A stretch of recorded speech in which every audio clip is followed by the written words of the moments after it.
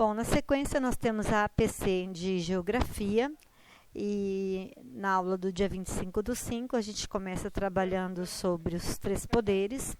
Aqui esse texto informativo ele traz a definição de todos eles, né? O poder executivo ele serve para executar, fiscalizar e gerir as leis de um município.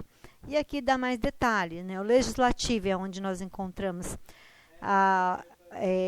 o Congresso Nacional, a Câmara dos Deputados, Senado, Parlamento, né? Que a gente tem sempre acompanhado nos jornais.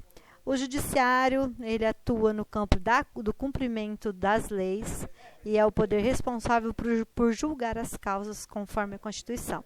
E ele é composto por quem? Pelos juízes, promotores de justiça, desembargadores, ministros, né? Representado pelos tribunais, com destaque para o Supremo Tribunal Federal, né? Também nós temos ouvido falar bastante esse termo nos noticiários. E com base no texto informativo, vocês vão responder as questões. Olha só, quais são os três poderes? O poder executivo é destinado para quê? O poder executivo estabelece o quê? O poder judiciário atua em que campo? O Brasil possui quantos estados? Distrito Federal e municípios? Vocês vão colocar a quantidade que está aqui no texto informativo.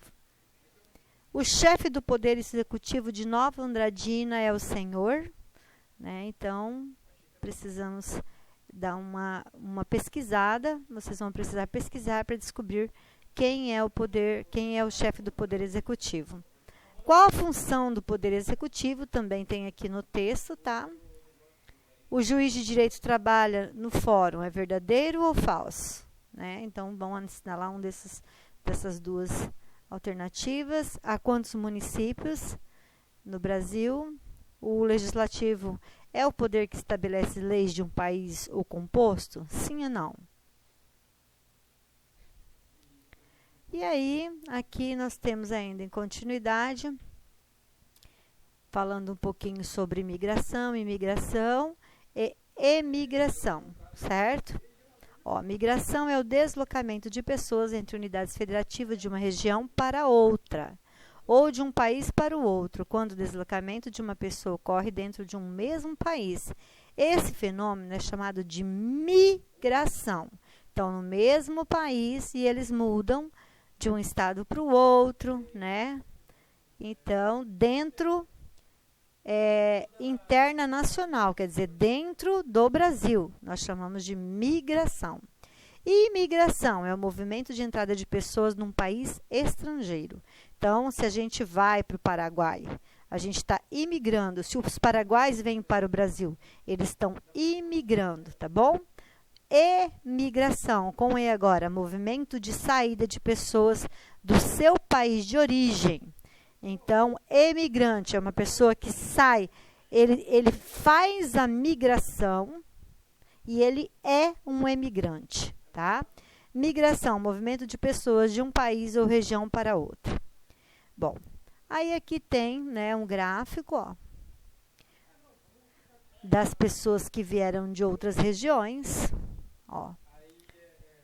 Com base nesses gráficos, vocês vão respondendo também as questões. Qual foi a região brasileira que recebeu mais pessoas de outra região no período de 2005 a 2010? Qual foi a região da qual saíram mais pessoas para morar em outras regiões brasileiras de 2005 a 2010? Quantas pessoas vieram de outras regiões para o centro-oeste? Olha, está aqui, tem os nomes aqui das regiões. Entre a região sul e a região centro-oeste, qual foi o maior número de pessoas que saíram para morar em outras regiões? Então, você vai analisar a tabela para poder encontrar esse valor e colocar aqui nessa questão. Quais são as regiões? Né? Que regiões? E, por fim, termina a APC de Geografia, ok?